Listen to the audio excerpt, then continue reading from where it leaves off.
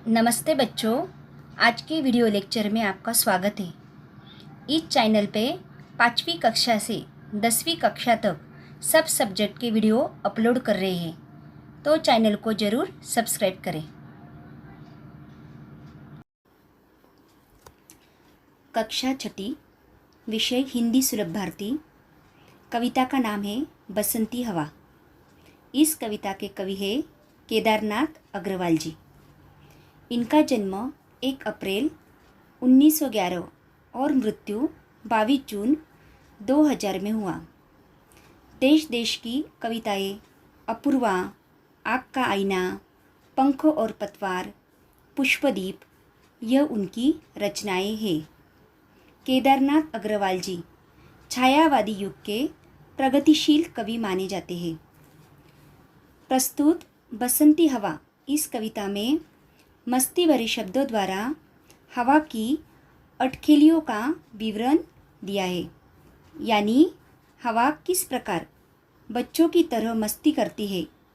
इसका वर्णन कवि केदारनाथ अग्रवाल जी ने अपनी बसंती हवा इस कविता में किया है। पाठ की शुरुआत में एक स्वयं अध्ययन दिया है। जैसे नीचे हमें चित्र दिखाई दे रहे हैं। किसान, बैल, पेड़, पहाड़, चिड़िया और झरना है। बच्चों, इन चित्रों की सहायता से प्राकृतिक सुंदरता दर्शाने वाला एक चित्र बनाकर उसमें रंग भरो और जो चित्र आपने बनाया है उसके बारे में बोलो। बच्चों, बसंती हवा यानी वसंत ऋतु में बहने वाली हवा। यह हवा बहुत सुहानी होती है। हवा हम मनुष्य के लिए नहीं, पशु पक्षी, नदी नाले सबके लिए एक वरदान है। चलो अब हम कविता का गायन करेंगे। हवा हूँ हवा में बसंती हवा हूँ, सुनो बात मेरी अनोखी हवा हूँ। बड़ी बावली हूँ बड़ी मस्त मौला, नहीं कुछ फिकर है बड़ी ही निडर हूँ। जिधर चाहती हूँ उधर घूमती हूँ, मुसाफिर अजब हूँ हवा में बसंती हवा हूँ। अनोखी यानी असाधारण, बावली यानी सीधी सी, मस्त मौला यानी मनमौजी,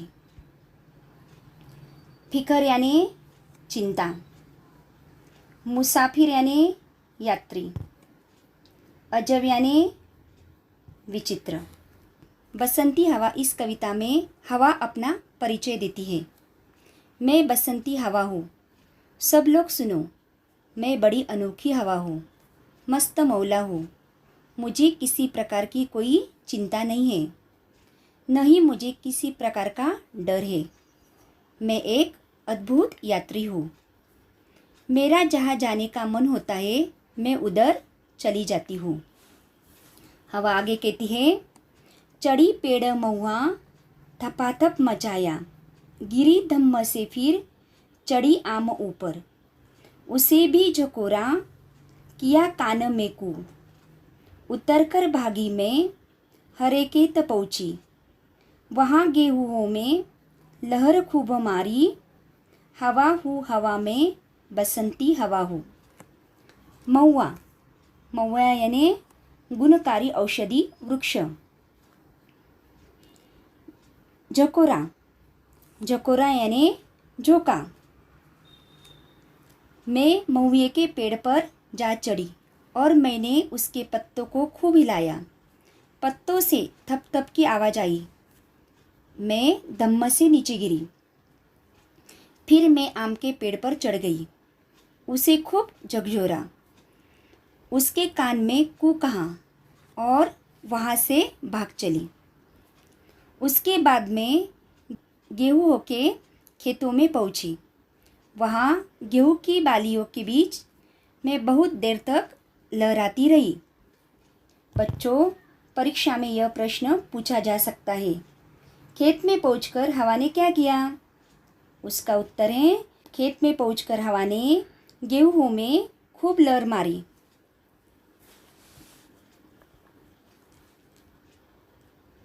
पहर दो पहर क्या अनेकों पहर तक इसी में रही मैं।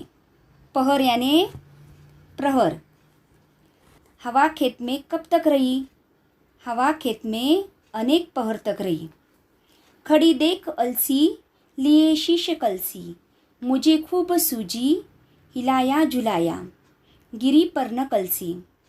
इसी हारों को पा हिलाई न सरसों, झुलाई न सरसों, हवा हूँ हवा में बसंती हवा हूँ। अलसी यानी तिलहन का एक प्रकार, उसे मराठी में जवस कहते हैं। कलसी यानी पानी रखने का बर्तन।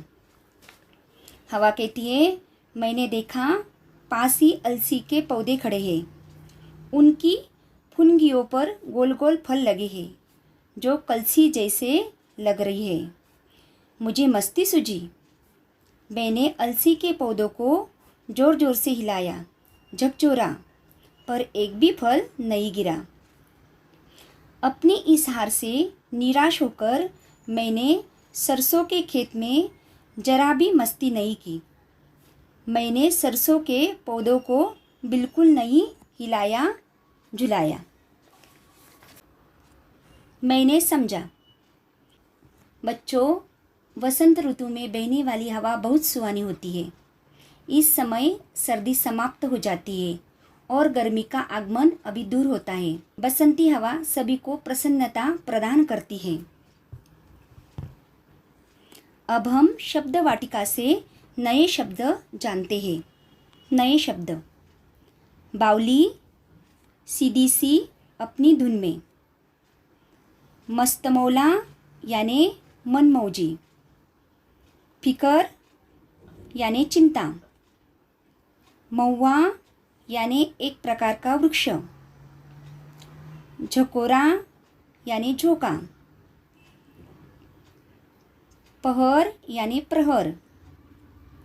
अलसी सरसों यानी तिलहन के प्रकार, उसे मराठी में जवस कहते हैं। कलसी गगरी। आगे है भाषा की ओर। दिए गए शब्दों के लययुक्त शब्द लिखो। पहला शब्द है हवा, उसका हमें लययुक्त शब्द लिखना है।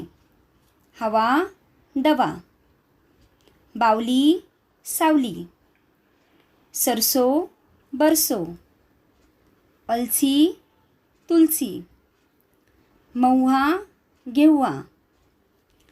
बच्चों, इस कविता पर आधारित प्रश्न परीक्षा में इस प्रकार पूछे जा सकते हैं। प्रश्न के एक वाक्य में उत्तर लिखो। पहला प्रश्न है, खेत में पहुंचकर हवा ने क्या किया? उत्तर: खेत में पहुंचकर हवा ने गेहूं में खूब लहर मारी। अगला प्रश्न है, हवा खेत में कब तक रही? उत्तर: हवा खेत में अनेक पहर तक रही। अगला प्रश्न है, हवा ने सरसों को क्यों नहीं हिलाया? उत्तर: हवा अलसी से हार गई, इसलिए उसने सरसों को नहीं हिलाया। अगला प्रश्न है, प्रश्न दूसरा, समानार्थी शब्द लिखो। हवा वायु। शीश सिर। अनोखी विचित्र। हार पराजय। मुसाफिर राही। पेड़ वृक्ष। आगे है खोजबीन। ऋतुओं के नाम बताते हुए उनके परिवर्तन की जानकारी प्राप्त करो और लिखो। उत्तर है, हमारे देश में 6 ऋतु होते हैं। ग्रीष्म ऋतु, वर्षा ऋतु, शरद ऋतु, हेमंत ऋतु, शिशिर ऋतु एवं वसंत ऋतु। पहला ऋतु है ग्रीष्म। ग्रीष्म ऋतु में दिन बड़े व रातें छोटी होती हैं। गर्मी के कारण वायुमंडल के हानिकारक तत्व समाप्त हो जाते हैं। आम, जामुन, खरबूजे, तरबूज, लीची ऐसे रसीले फल इसी ऋतु की देन है। दूसरा ऋतु है वर्षा। ग्रीष्म के बाद वर्षा का आगमन होता है। सभी प्राणियों को गर्मी से राहत मिलती है। नदी नाले पानी से भर जाते हैं। धान, ज्वार, बाजरा, मक्का आदि इस ऋतु में बोए जाते हैं। तीसरा ऋतु है शरद। वर्षा के बाद शरद ऋतु आती है। न ग्रीष्म की गर्मी होती है, न ही वर्षा का कीचड़ पानी। यह ऋतु सुखद होता है। विजयादशमी का त्यौहार इसी ऋतु में मनाया जाता है। अगला ऋतु है हेमंत। इस ऋतु में हल्की सर्दी पड़ने लगती है। दिन छोटे और रातें लंबी होने लगती हैं। दीपावली का त्यौहार इसी ऋतु में आता है। धान की फसल इसी समय तैयार होती है। अगला ऋतु है शिशिर। हेमंत के बाद आती है शिशिर ऋतु। इस समय सबसे अधिक सर्दी होती है। दिन भी सबसे छोटे हो जाते हैं। लोग शरीर को गर्मी पहुंचाने वाले मूंगफली और तिल जैसे खाद्य पदार्थों का सेवन करते हैं। अगला ऋतु है वसंत। सर्दी के बाद ऋतुराज वसंत का आगमन होता है। इस ऋतु में प्रकृति में चारों ओर हरियाली हो जाती है और विभिन्न रंगी बिरंगी फूल दिखाई देते हैं। वसंत पंचमी और होली इसी ऋतु में मनाई जाती है। आगे है सुनो तो जरा। त्योहार संबंधी कोई एक गीत सुनो और दोहराओ। बच्चों, त्योहार संबंधी एक गीत आप सुनो और उसको दोहराओ। बताओ तो सही। शालेय स्वच्छता अभियान में तुम्हारा सहयोग बताओ। बच्चों, शालेय स्वच्छता अभियान में सहयोग दो और उसके बारे में बताओ। अब मैं आपको शालेय स्वच्छता अभियान के बारे में योगदान बताती हूँ। जैसे हमारे विद्यालय में स्वच्छता अभियान का आयोजन किया गया। प्रत्येक कक्षों को एक एक सप्ताह स्वच्छता का काम संभालना था। मैं अपनी कक्षा का मॉनिटर था। मेरी जिम्मेदारी दूसरों से ज़्यादा थी। मैंने अपनी कक्षा के कुल 40 विद्यार्थियों की 5 टोलियाँ बनाई। प्रत्येक टोली को एक एक हिस्से की स्वच्छता की देखरेख का काम सौंपा।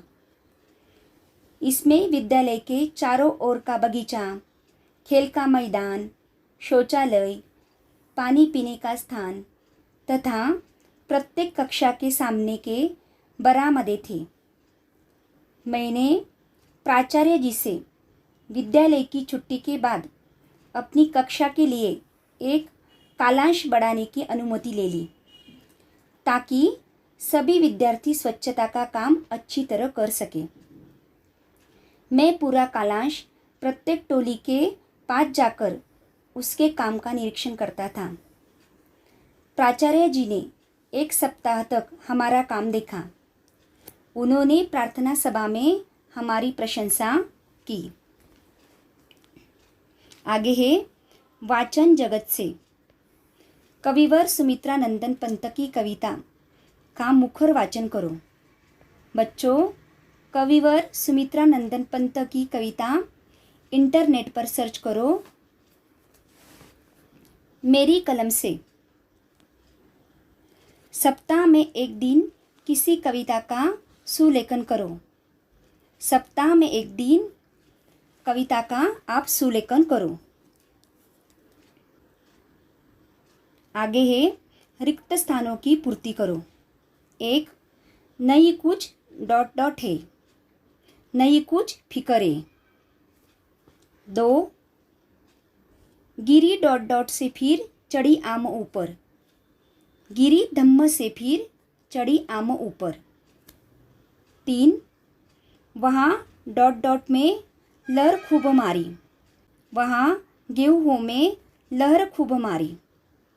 4. हिलाया झुलाया गिरी पर न ... हिलाया झुलाया गिरी पर न कलसी। सदैव ध्यान में रखो, प्लास्टिक, थर्माकोल आदि प्रदूषण बढ़ाने वाले घटकों का उपयोग हानिकारक है। आगे है विचार मंथन। विचार मंथन में दिया है हवा प्रकृति का उपहार, यही है जीवन का आधार। अध्ययन कौशल्य। वायुमंडलीय स्तर दर्शाने वाली आकृति बनाओ। आगे है दर्पण में देखकर पढ़ो। बच्चों, नीचे अक्षरमाला दी गई है, उसे दर्पण में पढ़ो। आज हमने बसंती हवा कविता का अध्ययन किया है, उसके प्रश्न उत्तर समझे। आप 2 बार कविता को पढ़ो और प्रश्न उत्तर अपनी वही में लिखो। Thank you.